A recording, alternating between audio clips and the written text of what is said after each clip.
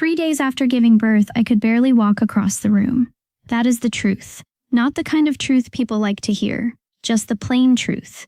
Every step hurt. My body felt weak. My legs shook when I stood too long. And some mornings, I would look at the rocking chair by the window and wonder if I had enough strength to reach it. I was 22 years old, and I had just become a mother. Everyone said it was supposed to be the happiest time of my life. Maybe it was, but it was also the hardest. The baby slept in a small cradle beside our bed.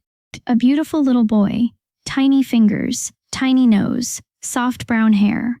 When I looked at him, my heart felt full. But when I looked at myself, I barely recognized the woman staring back. I was exhausted, completely exhausted, and nobody seemed to notice. My name is Mary. This happened during my second winter as a married woman. The snow outside was deep that year. Every morning the fields looked white and silent. The trees stood bare. The roads disappeared beneath ice. Inside our farmhouse, the wood stove never seemed to stop burning. And neither did I. 3 days after the birth, visitors started arriving. That is normal in Amish communities. Women bring meals, families stop by, neighbors offer congratulations. Everyone wants to see the baby. Everyone wants to celebrate. And I appreciated that. I truly did. But after a while, something began bothering me. Every person asked about the baby. Nobody asked about me. How much does he weigh? Does he sleep well? Who does he look like? He has his father's eyes. What a blessing. What a beautiful child. The questions never ended. Meanwhile, I sat quietly in my chair trying not to cry from pain every time I moved. One afternoon, an older woman came to visit. She stood over the cradle smiling. "Oh, he is perfect." I smiled politely. Then she looked at me. For a second, I thought she might ask how I was feeling. Instead, she said, "You will want another one soon." I actually laughed, not because it was funny, because I thought she was joking. She wasn't. She was serious. And suddenly I felt something heavy settle in my chest. I had been a mother for 3 days. 3 days, and people were already talking about the next child. That evening, after everyone left, I sat near the fire holding the baby. The house was finally quiet. For the first time all day, nobody needed anything from me. No visitors, no questions, no expectations, just me and my son. Then Samuel walked in, my husband. He had spent most of the day helping around the farm. He looked tired, but happy, very happy. The kind of happy that comes from becoming a father. He sat beside me and looked down at the baby. For a long moment he simply smiled.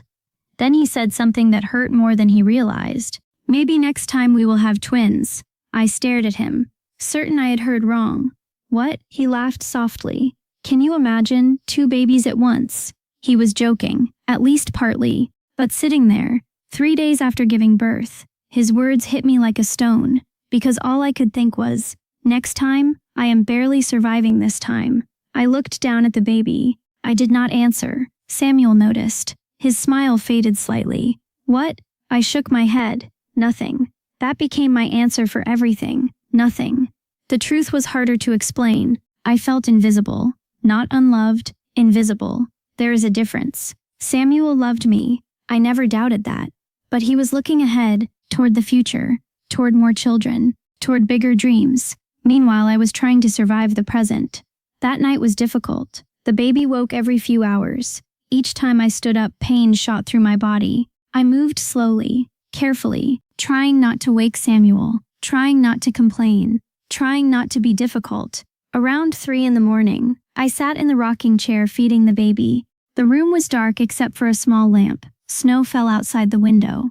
Everything felt quiet. Not dramatic tears, just silent ones, the kind nobody sees, the kind many women hide. Because everyone tells you motherhood is beautiful, nobody tells you how lonely it can feel. The next morning, Samuel's mother arrived. Martha, a strong woman, the kind of woman who worked hard her entire life. She had raised 8 children. Everyone respected her, and honestly, I respected her too, but she had very little patience for weakness. She walked into the house carrying fresh bread, looked at the baby, smiled, then looked at me. "You should be moving around more."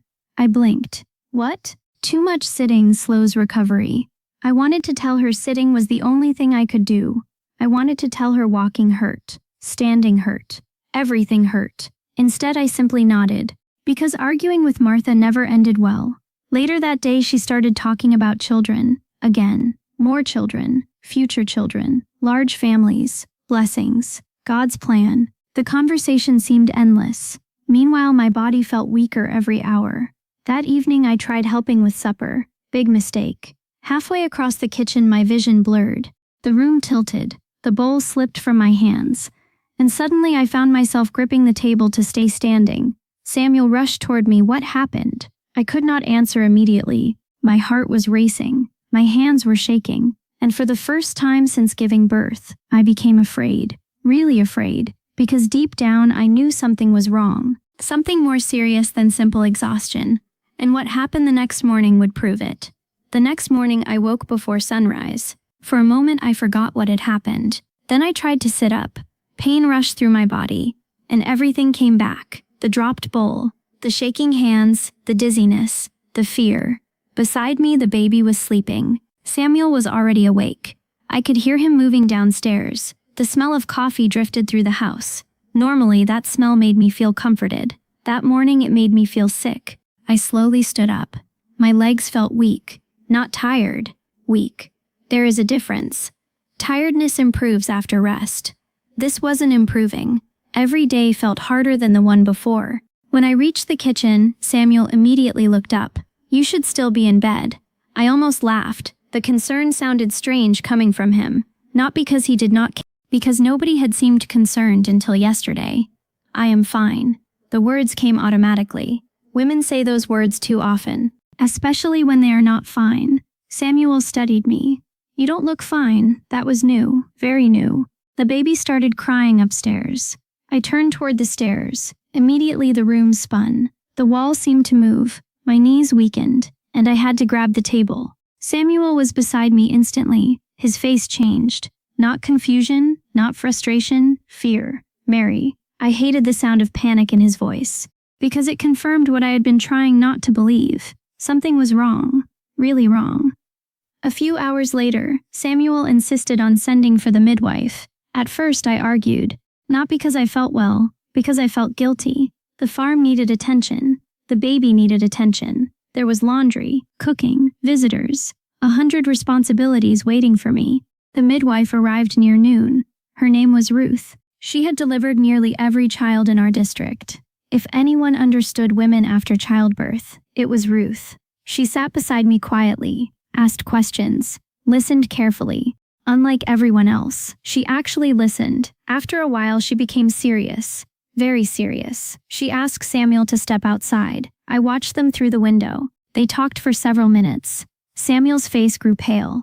Then he looked toward the house, toward me, and suddenly my stomach tightened. When he came back inside, he seemed different, quieter. Ruth sat beside my chair. Then she spoke gently. You have lost more blood than you should have. My heart dropped. I knew I had been struggling, but hearing someone say it aloud made everything feel real. Ruth continued. You should be resting much more. I looked down, resting. Everyone kept talking about future babies, future responsibilities, future expectations. Meanwhile, my body was trying to recover from what had already happened. Ruth turned toward Samuel. Then she said something I will never forget. Right now, your wife needs care as much as the baby. The room became silent. Not future children. Not family expectations. Me. Samuel lowered his eyes. I could see guilt spreading across his face. Not because he was cruel, because he finally understood what he had been missing. That evening, after Ruth left, the house felt different, quieter, heavier. Samuel sat at the table for a long time, just thinking. Then finally he spoke. I didn't realize. I looked at him. What? How bad it was. His voice sounded small, smaller than I had ever heard it. I thought you were recovering. I wanted to be angry. Part of me was. But another part of me saw something else. He had been celebrating becoming a father, dreaming about the future. And while he was looking ahead, he had failed to see the woman standing beside him. For the first time since the baby was born, I told him the truth. Not part of it, all of it. I told him how frightened I was, how weak I felt, how alone I felt, how every visitor talked about the baby but never asked about me, how every conversation seemed to focus on the next child, the next pregnancy, the next expectation. Then I said something that surprised even me. I feel like everyone is happy I survived. My voice cracked, but nobody notices I'm still hurting. Samuel stared at me, completely silent, and for the first time in our marriage, I saw tears in his eyes. The room stayed quiet after I spoke. Very quiet. Samuel sat across from me at the kitchen table. Neither of us knew what to say next. The baby slept upstairs. The fire crackled softly, and for the first time since our son was born, someone had finally listened to me. Samuel wiped his eyes. I had only seen him cry a few times in our marriage. This was one of them. I did not know, he said. I know. No. He shook his head. I really did not know. For a long moment, neither of us spoke. Then he looked toward the stairs where our baby was sleeping. I was so happy he arrived safely. His voice cracked. I stopped seeing anything else. Those words hurt, but they were honest, and honesty was what we needed. The next morning, something changed. Not a dramatic change, not the kind that happens in movies, a real change. The kind that happens slowly, the kind that lasts. When I woke up, Samuel was already downstairs. Usually I would hurry to start breakfast. That morning he came upstairs carrying a tray, bread, tea, and warm broth. I stared at him. What is this? He smiled awkwardly. Breakfast. I laughed. A real laugh. The first one in weeks. Samuel was many things, but he was not a cook. The bread was slightly burned. The tea was too weak. The broth needed salt. But I nearly cried anyway, because he was trying. That day he refused to let me carry laundry, refused to let me scrub floors, refused to let me lift water buckets. Every time I stood up to do something, he shook his head. You sit. I can help. You sit. By evening, word had somehow spread. That happens quickly in Amish communities. People notice things. The next day, Martha arrived, Samuel's mother. I expected another lecture, another speech about strength, another reminder about duty. Instead, she sat quietly beside me, for a long time, long enough to make me nervous. Then she said something unexpected. I was scared too. I looked up. What? She stared into the fire. When my first child was born, her voice sounded different, older somehow, softer. I thought I was dying. I blinked. In all the years I had known Martha, I had never heard her talk about fear. Never. She always seemed strong, certain, unshakable. She smiled sadly. Nobody asked how I was either. The room became silent, because suddenly I understood something. Martha had not been ignoring my pain. She had buried her own, years ago, and she believed that was simply what women did. For the first time, I felt sorry for her. Not angry, not frustrated, sorry, because carrying pain for decades does not make someone strong. It just makes them lonely. The weeks that followed were slow. Recovery often. I spent long hours in the rocking chair, feeding the baby, sleeping when I could, trying to regain my strength. Little by little, my body began healing. The bleeding finally stopped. My energy slowly returned. The dizziness faded. The fear eased.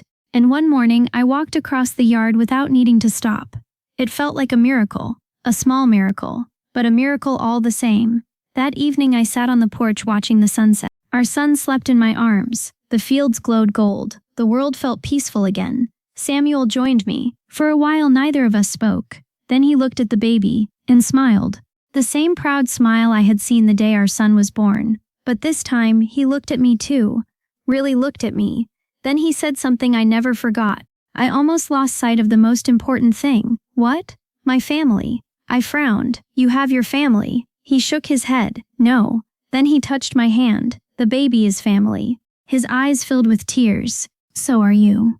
Sometimes healing comes from big moments. Sometimes it comes from simple words spoken at the right time. Those words healed something inside me, something I did not realize was broken. Years later, we had more children. Not immediately. Not because other people expected it. Not because tradition demanded it. When we were ready. Together. And every time another baby came into our lives, Samuel remembered that winter. He remembered my recovery. He remembered my fear. And most importantly, he remembered me. Now, looking back after all these years, I understand something I wish every young mother knew. A baby deserves care. A newborn deserves love. But the mother matters too. Her pain matters. Her healing matters. Her life matters. People celebrated my son, and they should have. He was a blessing. But I learned that a blessing should never come at the cost of forgetting the woman who carried it. 3 days after giving birth, I felt invisible. Today, I know I never was. I was simply waiting for someone to see me, and that is the truth I carried in silence for many years.